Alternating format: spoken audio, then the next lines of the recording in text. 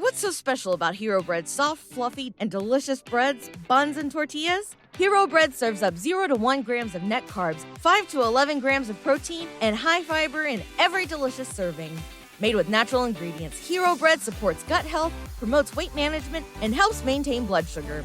Hero also drops other limited edition ultra-low net carb goodies like rich flaky croissants and buttery brioche slider rolls.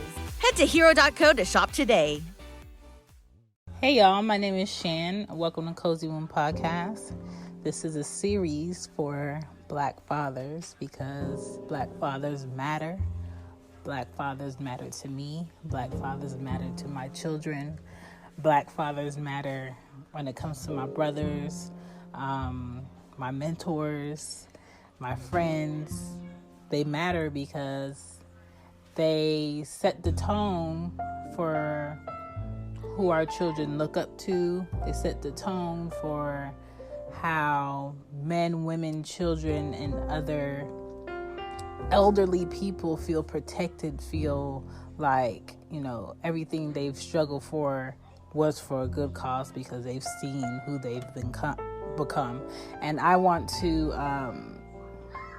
I just want to shine a light on them and hear from them in a perspective that sometimes goes unheard because no one cares to ask. Sometimes people look at fathers as if, oh, that's nothing. They're supposed to do that. Why would we, thank you for doing something you're automatically supposed to do? You shouldn't look for any, praise or any thank yous for that. That's standard. That's the basics. Do what you're supposed to do. But when you have a father that's there, that's consistent, that's available, that's attentive, that's caring, that's thoughtful, versus an absent father, versus a father that thinks his life and his now is more important than the child's future. There's a difference. There's a clear difference. And I just want to show appreciation. So this series, I've interviewed many fathers from different places, different backgrounds. And I really just want to pick their brains with different questions. So thank you for listening to Cozy Womb Podcast, and I hope you enjoy. Wait. Before we get into this episode, let's show some support. Let's go. Hey, you guys. What's up? It's your girl, Shan. The Black business that I would like to support for today's episode. Since my guest father is from the Bay Area, we have Peaches Patties. It's an authentic Jamaican food restaurant that has pickup or delivery. Succulent patties. I love a good beef patty, and the fact that they giving good beef patties. I said, okay. My family culture is Jamaican. He from the Bay Area. I'ma share it. So, Peaches Patties is located at 2948 Folsom Street, San Francisco. Online, their website is peachespatties.com. On IG is Peaches Patties. All right. So if you're in the Bay Area, go check them out. Now let's tune into today's show. Here we go. Back to the show. Hey guys, it's Shan. Welcome to episode 8. The father that I'm speaking with is Akeem. Akeem is a podcaster that I met in the podcast world that is very deliberate, intentional, and, about that being your ultimate self as a man. But, this episode's different because we're digging into how he's the ultimate man as a father. So I hope you guys enjoy. Please share. Please provide your feedback and just really take in what it is to be within his fatherhood as a dad. More power to them. You know what I mean? They outside doing their thing. Yeah. Well, sir, you are my, I think my 8th dad of the month. Really? Yeah. I don't know why I wasn't number 1, but I'll take 8th. All right. Roll and shit. You know what I mean? So this is episode 8 of Black Fathers That Matter, and we have Father Akeem. Yeah. And you are a father of how many children? Man, I am a father of 4 boys. Wow. Mm-hmm. Got the team. You know, all of them are warriors. What's their age range? We got 17, 14, 2, and 6 months. Oh, wow. So were you, in your mind, were you ever imagining a girl, or you just like, I'm going to just see? Oh yeah, but I think the Lord knew what he was doing, because I'm the dad that will have a cactus growing outside of her window so she can't sneak anybody in or sneak out. I'm that guy. I'm the guy who's going to prom with her. You know what I mean? We gonna have a great time at the prom. Her little date or whatever, 17, I'm in the movie theater with her. In the back, eating popcorn. Yes. I'm that guy. So I mean, he knew what he was doing. I still control my son like that, but it's a little different. Yeah. Doesn't have to be that intense. Well, I don't do girlfriends at all. Like they can't. Like they can be cool, but there ain't gonna be no girlfriends while in my house when they're 18 years old. Until they're 18. When they're 18, they can do whatever they want then. But like, just understand, like, I need the focus to be on education and being responsible. You know what I mean? I like that. I was preparing my mind for they're allowed, but I even like that better because that regains their focus. Yeah, we don't need all that underage action. You know what I mean? And if they try to be sneaky, then I'm more sneaky than them. So I'm all in their stuff. You know what I mean? It's, people always say, oh, when they get older, they're gonna do X, Y, and Z, and only let them do it when they're an adult. They can do that when they're older, but I'm doing the responsible thing as a parent. Like, we have morals and values in this house. You know what I mean? What would God do? Would it be cool with you out here tonguing something down when you're 16? Would God want that? I don't think so. Okay. Got that cleared up. Were you born and raised in California? San Francisco, California. Bay Area, yeah. Most of your family's in California? Yeah, we G. You know what I mean? Well, my lineage come from Louisiana, though. Kentucky, Louisiana. Mm-hmm. But, yeah, most of us out there, either there or L.A. Mm. Yeah. All right.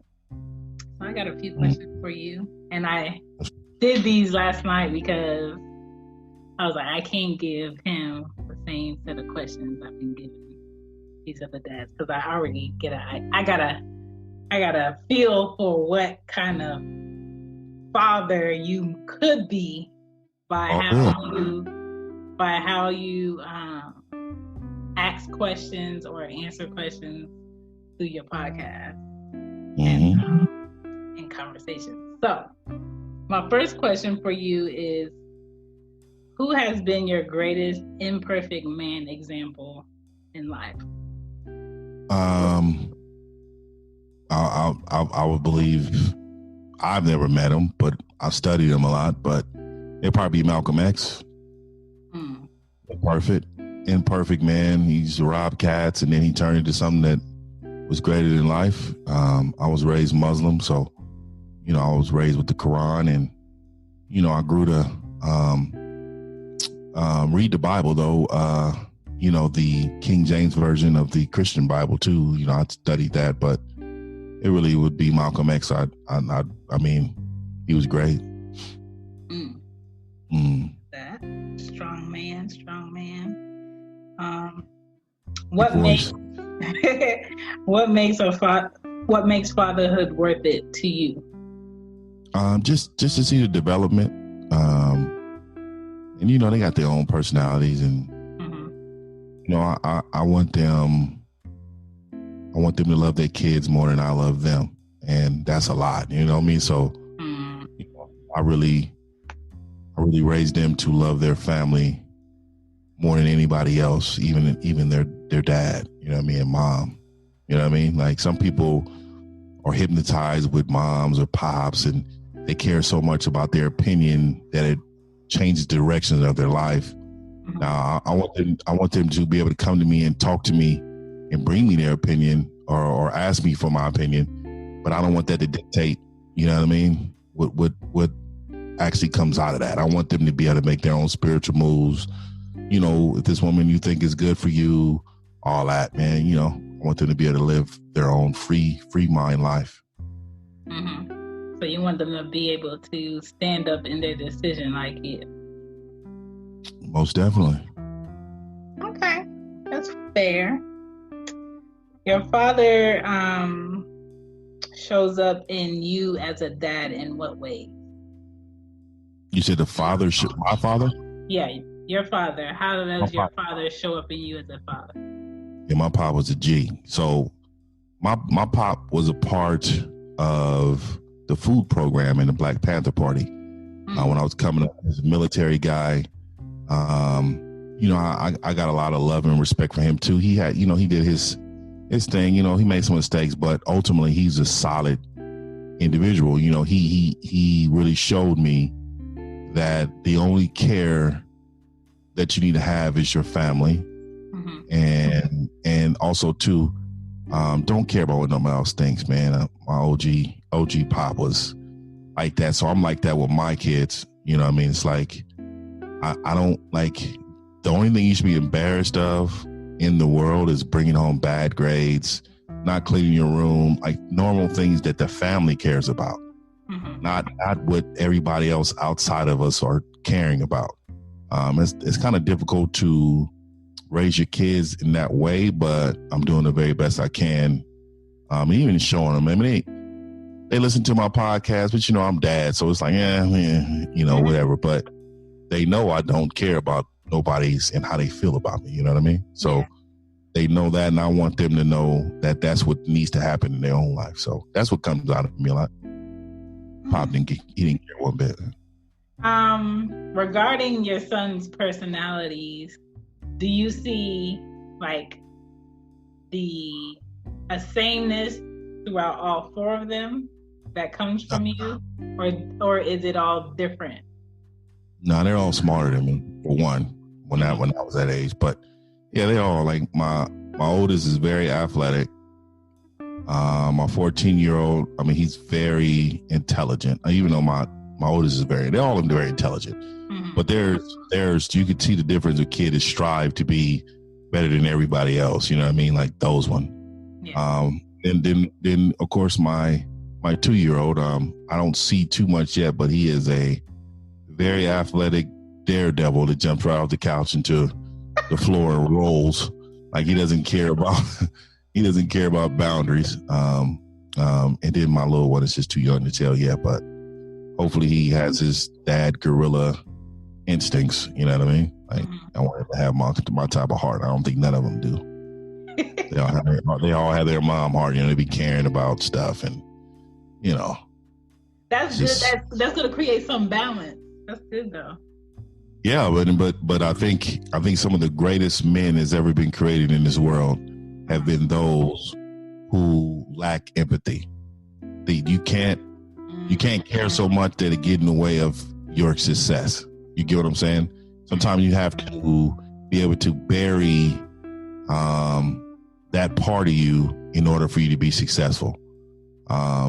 It's like Malcolm X. I mean, he was like, in his way, on his journey up, one of the things he said, the best thing that happened to him, that he didn't have a wife, because he don't think his journey would have been so free. He'd have had to been tugged on and several different ways in order to make her happy instead of his journey and then meeting her.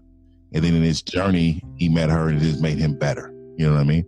So I think that's the type of, sacrifices needed. And, I don't know. That's just how I was raised, man. Yeah, I agree with that. Especially on the focus part, because when men are really just trying to believe in themselves and believe in their ideas, and there's a woman there when they have nothing, it's very rare that that woman will stay and pour in versus, fight him on doing something that everybody else is doing because it's giving you results now. So, yeah. Focusing on what you want to focus on and then later on meeting somebody is definitely way easier because it's either they're with your lifestyle or they're not. And you don't have to make that decision so abruptly because it don't make sense. That's dope. I agree. 100%. How do you balance, your time with all of the boys? You just make it happen. You try to do individual things with them, but it's kind of hard because they're all there. I'd really try to focus on my oldest the most because he's the closest to being in college and kind of doing his own thing. And then I just do it number wise. I try to go oldest to youngest. And I think he needs me more than the younger ones right now. Does he want to go to college? Yeah, he's pretty good in basketball. I think he's got, some rides. He's probably going to go to Long Beach State down here in California. He's pretty good in basketball. So we'll see. And I don't even think he wants to read. To be honest with you, I think if he can go to UCLA without a scholarship and just go, I think he'd just go. That's how much he loves that school. So that's good. I'm really for Black men living in their purpose, but also having multiple purpose things. So if you're great in sports, cool, but what's the other thing that you want to pour into? Just as important. He's very high. He's high intelligent. He's creative. He's going to make it. He's going to have a real huge imprint on the world somehow. I can see it, feel it. I know a lot of people say that about their kids, but I think out of all of them, I think he is the closest to me, and he's better and smarter and sharper than I was. So I know he's got a leg up. You know what I mean? I get that. That's good stuff. To honestly know where your kids are at is going to help everybody. I'm not for telling my kid that they did a great job if I don't think what they did was too great. And it's not about being mean, it's about being honest. So, I'm with that. What's your greatest Black boy joy memory as a kid? Oh, as a kid?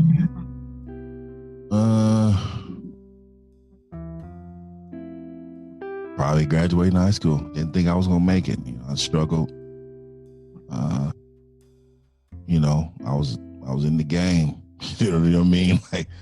I was one of them kids that thought I was gonna retire on this block. You know what I mean? And I think getting a high school diploma was huge for me because it gave me access to college that I never thought I would be able to do. And I ended up doing because of my athletic ability, but I made it. Was there a lot of friends around you that didn't? Oh yeah, we was gutter kids. I was the only one. It was I don't know, about 20 of us. I'm the only one. But a lot of them end up really well. End up being pretty good. A couple of them, they serving the ale. But a lot of them we still in touch all the time, and they do good for themselves, take care of their kids and stuff like that. Okay. What's the best feeling for you as a dad so far? Being a dad, man. I don't know. I think, like I said, I didn't think this was gonna happen either. But You have 4 boys. I was pretty selfish. You know what I mean? When I was young, and I didn't think I didn't want no kids. But when they start, when they come in, they just start coming. And I don't know, just being a father and having them know that, having them look at me as a superhero. I think there's no other feeling like that. And seeing somebody walking around with your DNA and something about that. My guy, I see my walk a little bit, a little bit of my voice, like my oldest son got a voice deeper than mine. I'm like, bruh. Oh, no. He out here winning. I was like, man, I was young too. I was like 14 years old when I got my voice, and I just have grown men, fathers hanging up on my face calling for their daughter, like, oh, you sound 20. You doing calling my daughter? I just had homegirls call her and tell her to call me and stuff. That was terrible for me. But yeah, my son, just to see that, I don't know, just to see just bits and pieces of me walking around is pretty amazing. Yeah. Same thing for girls, yeah. But I just knew if I had girls, they were going to be 10 times what I was with my mom, and I annoyed her on purpose. So I'm paying for it now.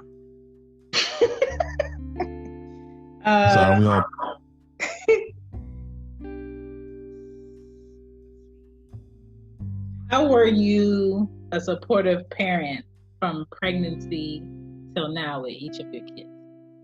What do you mean? So, back, all that. I mean, when you talking about when they're pregnant? Yeah.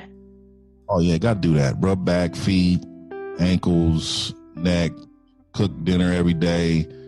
When they carrying your special child, like, you gotta sacrifice everything for that. Like, that's, and then when they're here, you just take care of your child the best way you can. I mean, like I said, I keep naming my oldest, but we've been through so much.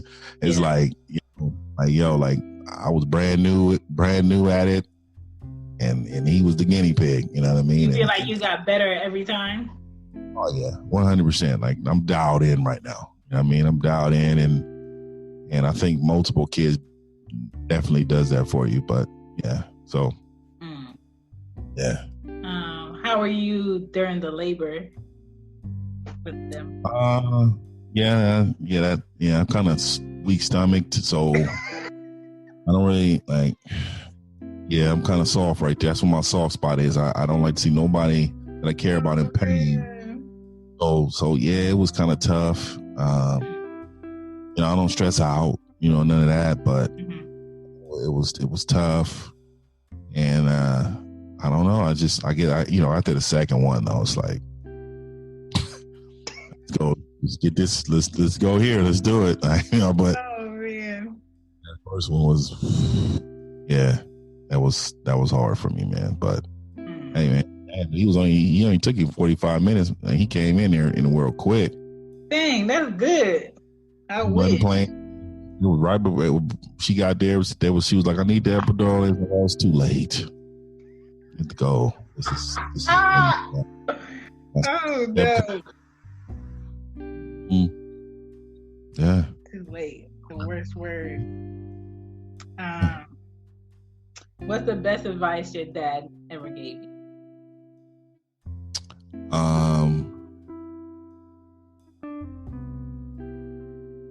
Wow, that's a good question. It's so much. Trust in God. I think that was probably the best. I mean, I think that's probably the biggest one. I mean, there's so many, but I think trusting God. I mean, another one comes to mind. He's always told me to lead by example, lead by force, with a gentle pillow for them to fall on. So I think all that is like in me. So I'm tough and I lead hard, but like I always try to make you feel good with, what's going on. So, OG Pop. Yeah, being that you grew up where your parents had a strong faith, when did the faith and everything that was being taught to you really kick in for you as like a teenager, or was it after? It didn't happen after college. I was too in the streets, you know what I mean? And, my dad worked a lot. My mom worked a lot. So it was kind of hard for them to maintain me and, older brothers. And I got two older brothers, 2 older sisters, and I'm the youngest. Oh, wow. So I'm running, you know what I mean? And it's, I don't remember. They had to make me go to church, you know what I mean? But so it didn't happen until, after like college. And then I started to understand stuff like that, you know what I mean? Was it something that happened that made you be like, okay, I need stability, I need to focus in on this area? Or was it I just think that's a great question. That's a really, really great, probably the best podcast question somebody's ever asked me, straight up. And I've been on a lot of them, but that right there is a really good one. I think a lot of it had to do with, no matter how big I feel, there's someone bigger than me. And I knew that. And if I knew that, then why couldn't I find out more about him? So I think that drove me to humble myself, even though I talk big stuff all the time, right? But I'm very humble in everything that I do, the way I move. But I'm still a silverback. You know what I mean? Like, I will come for you if you cross me. So, but yeah, just understanding that you're a peon in this world, just seeing the ocean and, looking at stuff in the world. Yeah. I think a lot of parents now, we hear like all this advice on like how to make sure your kids stay on the right track, and, do this and do that, and don't say this, and don't talk about this too early. And then you pour into your kids and you feel like you did it the right way. And some kids it clicks really fast, some kids it doesn't. But at least you figured it out in time to then be a role model and a stand-up father for your boys. 100%. Yeah. I had to. There's no other option. I'm a black man, and I never wanted them to be the statistics of my bad choices. So, yeah. The statistics. What's the conversation like right now in your home with them regarding like the news and everything that's happening? I tell them, if you got an opportunity to burn it down, you burn it down. You do not let nobody by any means necessary take away your freedom. We are free thinkers in this family. We are led by the freedom that is required of being a human being. And when they try to take that from you, you do everything you can to protect that. And if it has to do with destroying things for them to understand that you're not playing games, then that's what it looks like. Anger, you can't tell me how to be mad. You can't tell me how to be angry. We make bad choices in the mix of being angry, but that don't mean I'm a bad person. What makes me a bad person if I had evil intent behind it? So, yeah, they were doing things, but I told them, this casualty of war. In war, we do things sometimes that are unthinkable. And like, people can't imagine doing some of these things, but we're trying to win a war. And people don't understand this is a war right now. Like, they're trying to take away our freedoms. I mean, they're treating us like animals, and I'm not tolerating that. I don't live my life with my hand out either, though. I don't wait for anybody to give me anything. I'm coming to take it. And if you get in my way when I'm trying to get it, then we're going to have a problem. Right. I think us as a people, and this is what I tell them, we need to worry about building us and stop worrying about waiting on them to accept or validate us as a people. Mm-hmm. We're good, strong people. We are Moors. We are great men and women and kings and queens, and we need to carry ourselves like that and build our own. Completely agree. Yeah. Did your father have being a black man in America talk with you? And what age was that? Young as I can remember. The farthest back I can remember. I understand who you are, know where you were at, all those things. And I did the same to mine. So my job, but young as I can remember, man, it's just a normal thing. We gotta prepare our kids, but also believe in guns and stuff like that. I'm a gun-toting guy. I was just about to ask you that. Like, do you go shooting with your boys? Better believe it. And they're comfortable, and when they get older, they need to get their license. And I think that's one of the biggest problems in our community is that we don't arm ourselves. So 24% of African Americans that arm themselves. When you look at white America, it's 47%. Like that can't happen. Why are we not arming ourselves? This is our human right. I live in a house by myself with 2 girls, and I have 2 of them. Yeah, they know I have 2 of them, and I think it's like you have to be responsible about it. Also, it's not just having it; it's making sure nobody can tell you can't have it. Making sure you have it locked up properly while in the house. Of course. And I don't know. I'm always about doing things the right way, even though they kill us when we do things the right way.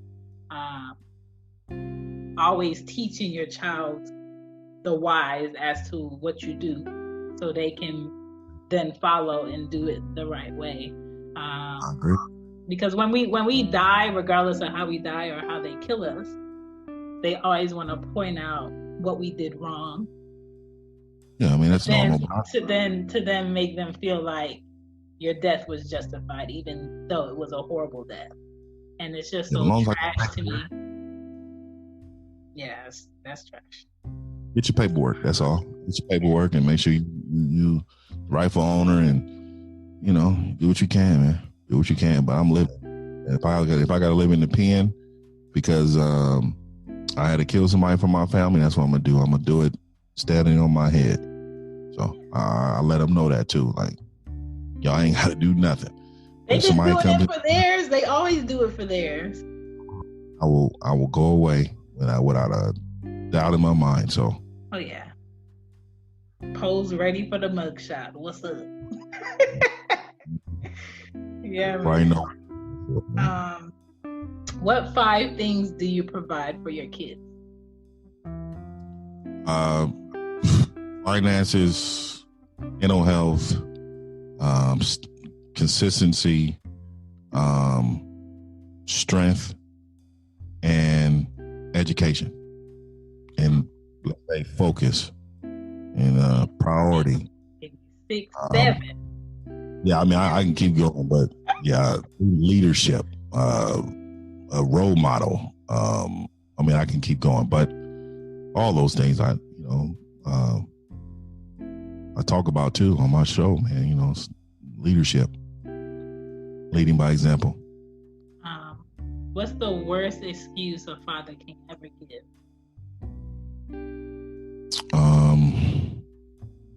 Worst excuse is, I think the worst excuse is lying to them about reality.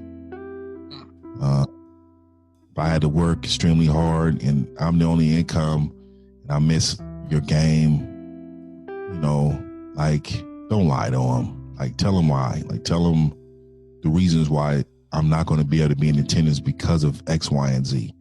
You know what I mean? I know that's a pretty bad example, but just things that may counter in life because of life. You want to tell them about life. It don't matter their age. Like, let them know about life. Yeah. So I'm lying to them about, you know, Santa Claus and shit. Like, listen, that's not a bad excuse. That's a reality. That's a reality that celebrate Santa Claus.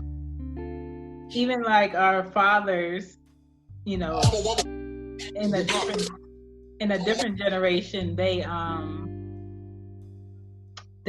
couldn't do a lot of the engaging things because of how they worked or where they worked. But instead of them explain it to us, it was kind of like, you know, pride or ego. I don't feel like I need to explain it to you. But then we have a chance to be a different generation where we can actually be honest and have a child look at, okay, in life as an adult, you have priorities and this is what I have to do. And, you know, I apologize for not being there, but this is the actual reason why I'm not there. Because what happens is the generation where things weren't explained to, you have this illusion of what adulthood is, where you grow up and you get to do everything you want to do. Can't nobody tell you nothing. You have all this money out of nowhere and you just get to do everything, and that's not the reality. And then you have ill-equipped young adults that are like stunned at what adult life is, and they're stuck. And in order for you to not to have stuck children in adult life, is you actually be honest with them along the way. So look at you. Yeah, you're doing the right thing. I'm very honest about life with my kids, even though they're 3 and 6. You know, I'm very honest over here. I'm glad.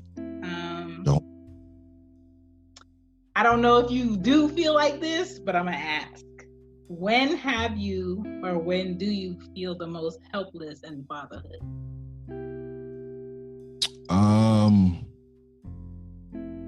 I think when it's time for them to make a decision, you know, you just hope that the way you raised them, you know, they make the right decision. I think going to school every day, being around people that can influence them to do the wrong things, and I kind of feel helpless. You know what I mean? I'm not there to guide them, but the good thing is about that is they learn from their mistakes. We just hope that we raise them right so that they can make the best choice. And I think that's where it's hard for me, because, you know, they're getting older and, you know, they're going to be on their own and they're going to be doing things. I mean, it's hard. You know what I mean?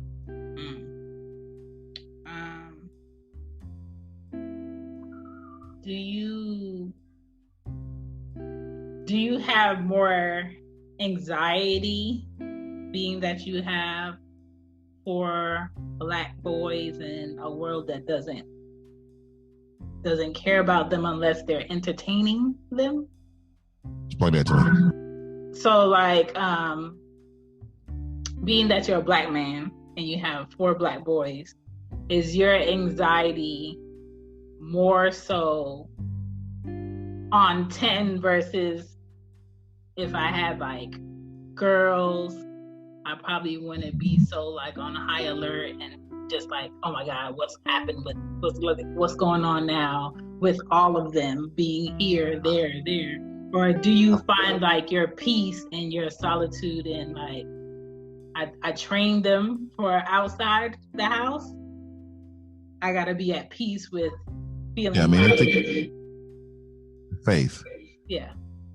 The faith. I think your faith with, you know, God, and He's gonna watch him, and He's in their hands.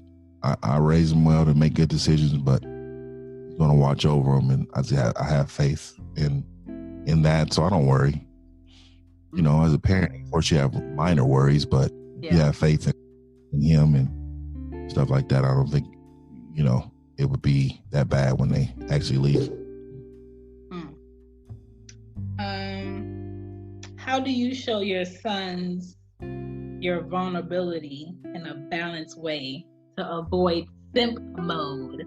And that question is made just for you. How do you do that? Yeah, well, I you know, that's a tough one, because nowadays generation is taking over where, you know, the demasculation of a man is actually going on. This is a real thing. So I always feel like if I just keep them masculine, keep them understanding how important that is for households. But also understanding that just like when they're growing up, but that's the reason why I don't have them having no girlfriends, is because, hey, you don't want them to be the focus.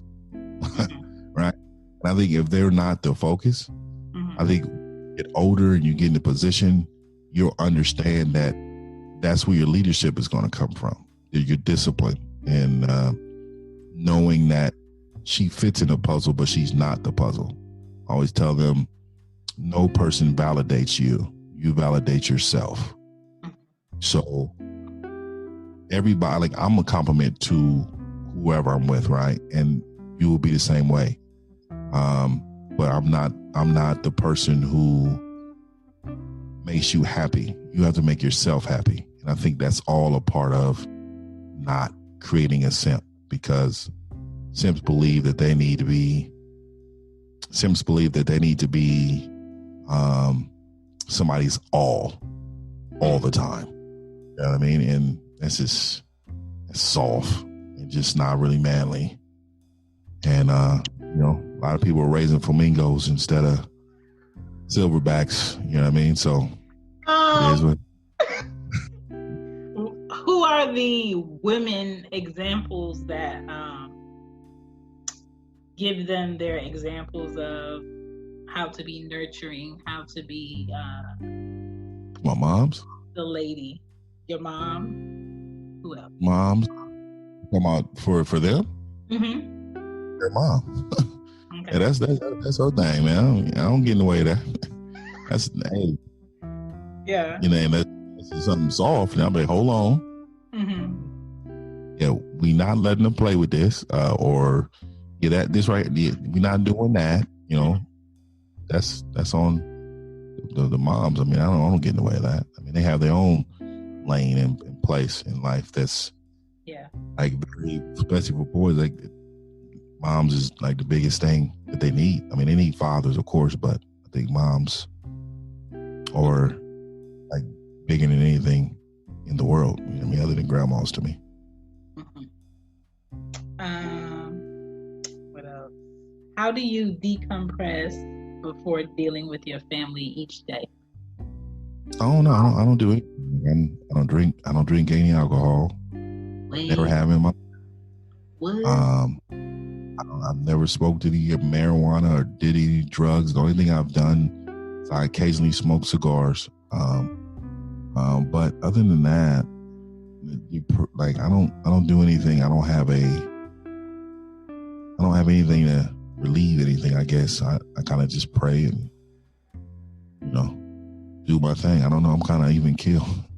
You know what I mean? Is your prayer multiple times a day, or is it like? Nah, it's not. Okay. One a day, and if I don't do that, it's one a couple days. You know what I mean? It's like, you know, I try to do the best I can to make sure I get that in. Mm-hmm. Yeah, I don't know. I guess it's just in me. I was built for this. You know what I mean? I was built for this. I was built to lead, be a guy who can be depended on. Is your health a major factor as far as you being the leader in your family? You said health? Yep. Yeah, I mean, I'm 260, 6'1". I'm not a small guy, but yeah, I mean, you know, we don't eat horrible around here. We can definitely eat better. Yeah. but the way I was raised, the food that we make, fried chicken and all the stuff, but we do balance it out. We'll have, salads or stuff like that, but, we do work out. We do a little bit of that. I know they do majorly, but I work a lot. I work a lot of hours and just try to provide for them. So, eventually, I get better, but I go 2 days a week. But then I walk all the time at work. My step game is ridiculous at the work spot. So, yeah, it's not the best. It's not the best, but I could definitely say we're not at the bottom. Okay, good. Yeah. Respect for Black fathers can be shown by doing what? What can other people do to show you and other Black fathers respect?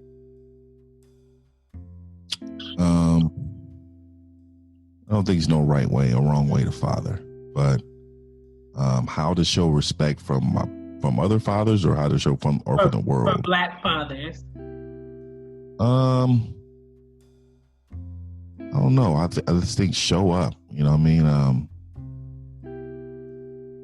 I really want to see more leaders from who they're raising. Mm-hmm. Don't raise a kid to be like you. Raise your kids to be better than you. And I think that's something that we need to do more of as Black fathers. And I think that would definitely be an honor if they start doing that more. Start talking about leadership. I don't know if you noticed, but they don't really talk about that too much no more. It's being a father, it's being a leader. It's almost like a bad word now. Like, right. I want to hear start talking about leading and being leaders and stuff like that. It doesn't happen. So when that starts to happen, that would make me very happy, is to see my brothers say, hey man, we need to lead the community, lead our families, and don't talk like that no more, man. It's like, now I think the emphasis is on, it's not about first place. It's not about the one that did the work. It's about if you just came. And we want to give second place a prize. We want to give third place a prize. We want to give fourth place a prize. But it dims the purpose for doing your best. And when it comes to leadership, I feel like they want to make everybody feel important and deserving, but you have to do the right things, the best things in order to deserve. So you're basically excusing people for just breathing, and that doesn't do anything. You're right on point. Listen, that leadership thing is always talked about in my house, even with girls, because you have an oldest and you have a youngest, and whatever the 6-year-old does, my 3-year-old does, and I'm just like, I have to talk to you more. I have to make it a point to pull you to the side, because if you do it to her, she's gonna do it to you. She's gonna do it to somebody else, and it's not the right way to do it. And I know that's another thing. Yeah, I know she didn't get it from me, so I have to have those conversations. So, yeah, I mean, when you think about it too, it's just like it's easy to say it, but it's such a big responsibility, because if you fail, then all eyes are on you. You know what I mean? So, it is what it is. Okay. What is the legacy you're leaving for your children? I think the biggest legacy that I want to leave for them is, I did it my way. I do everything in my power to honor them. This last name means something. Like, it means something. I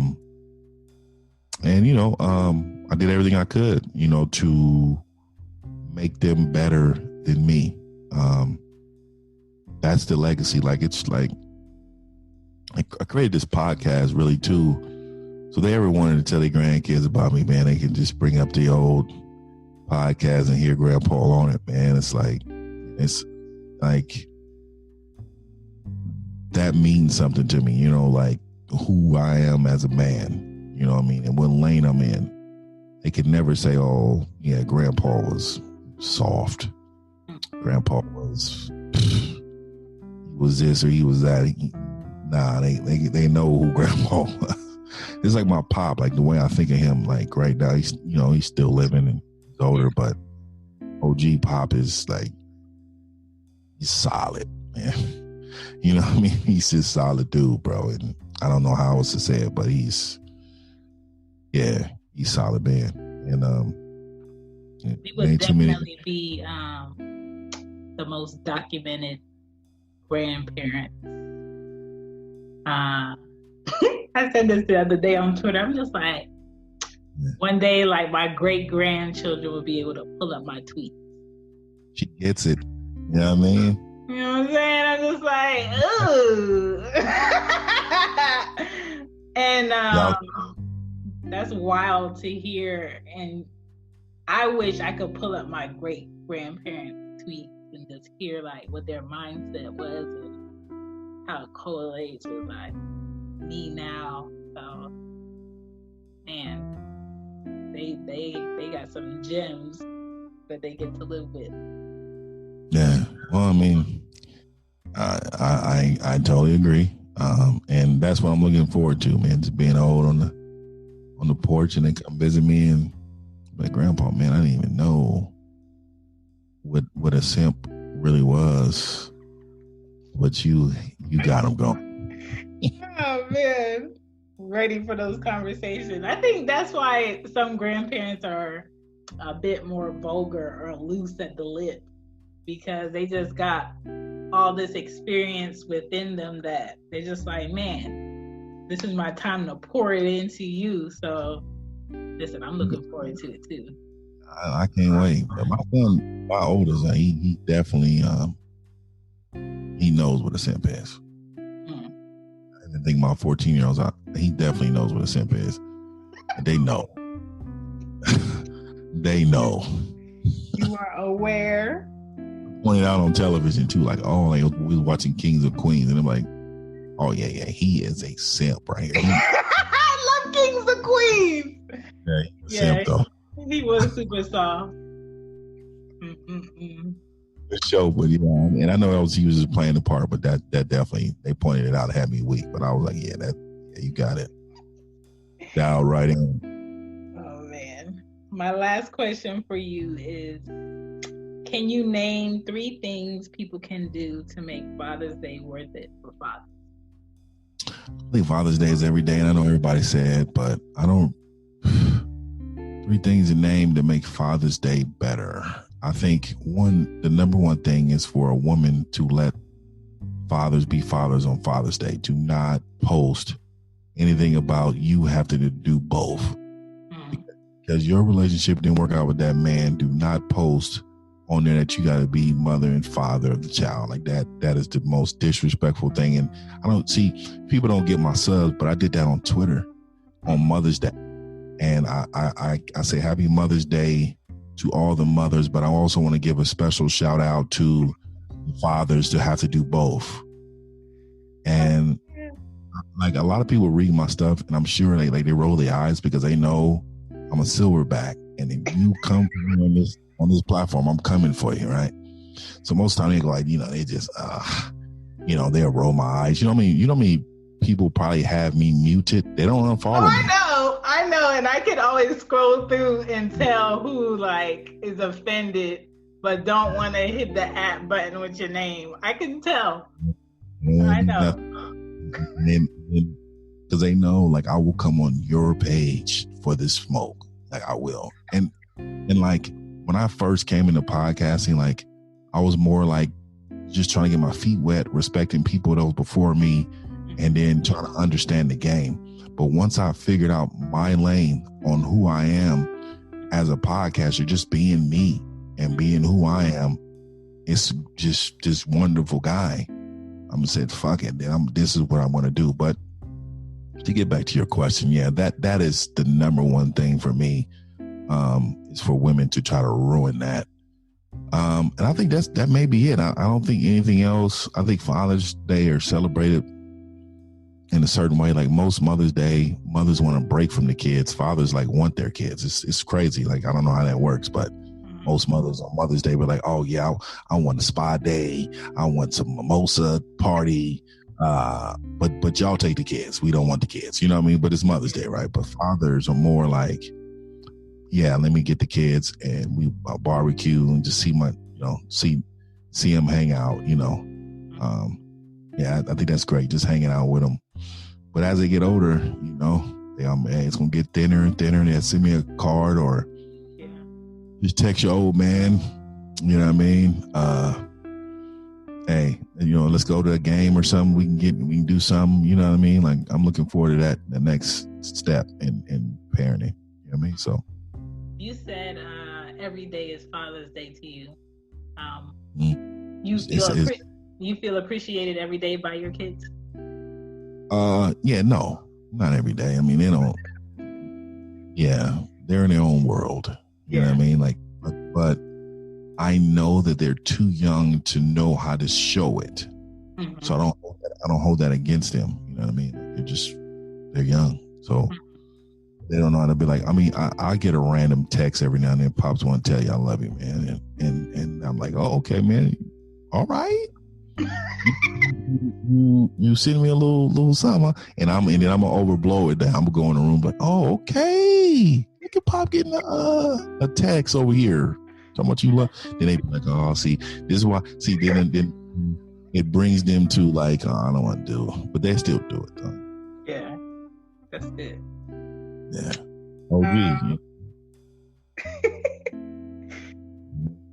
Oh, knowing all of this about your fatherhood just shows me that you're very like thorough in just how you show up to the outside world, how you show up in your home, how you show up with your kids, and that's commendable, because I think a lot of males now, because I think there's a difference between males and men, a lot of males now put on this persona like they have it all figured out on what you should do as a man, and they have no clue on how to show up for their family. So well, I'm still learning, so I'll go ahead and put that out there. I'm still learning this man thing, constant thing, but I will tell you there are basics to it. Like there's a core set of rules that you need to follow, and you can't escape that. And that's where simps go.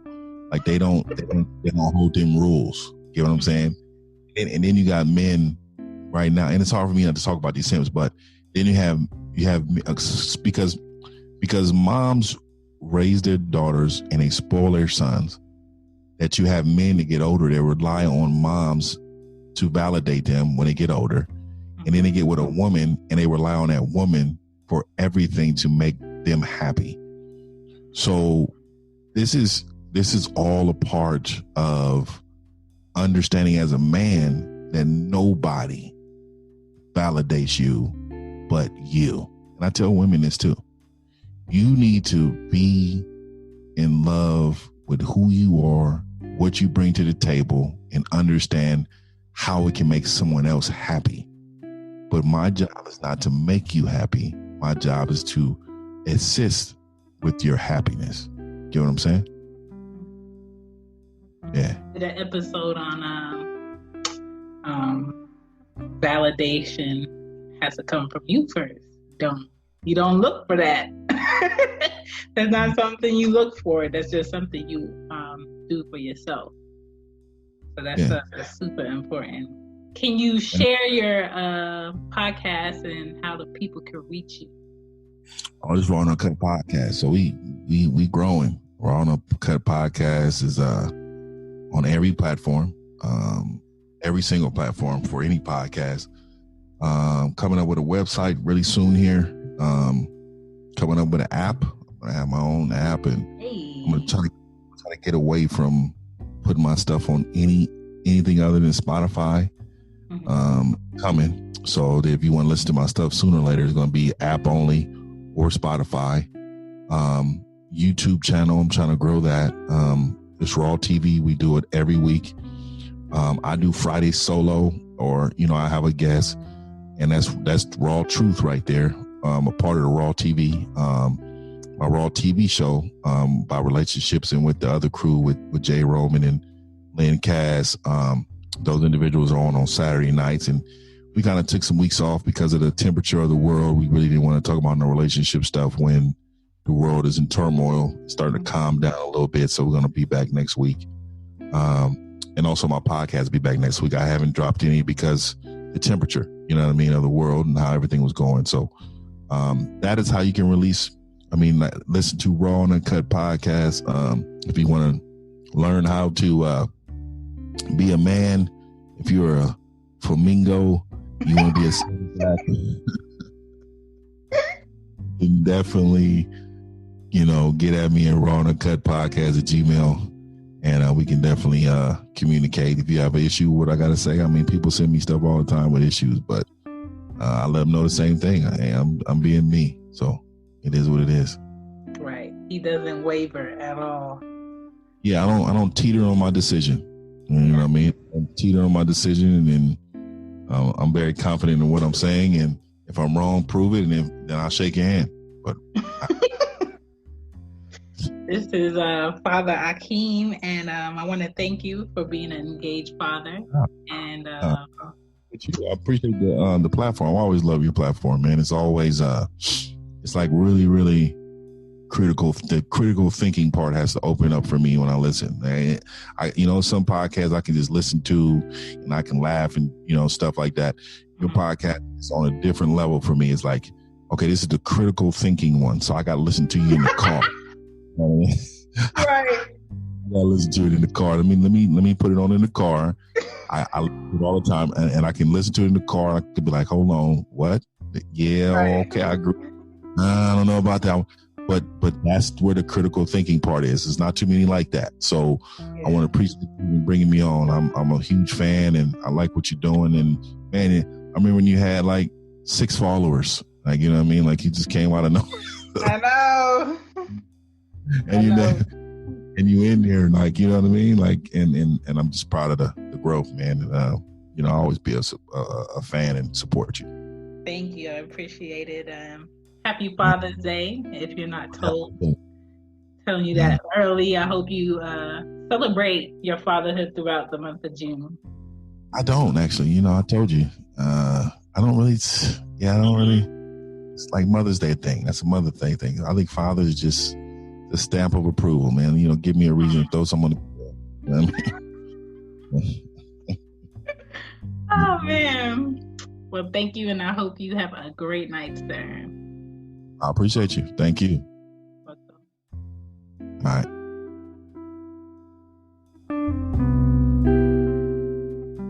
Bye. Bye.